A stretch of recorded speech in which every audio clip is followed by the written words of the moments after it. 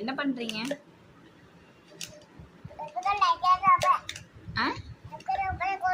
அப்படின்னா என்னது? தோசை சுடுறியா?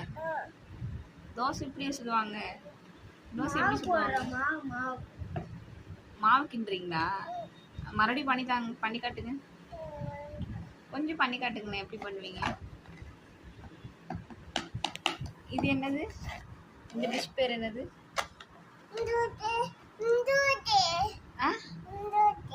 உளுந்துட்டா?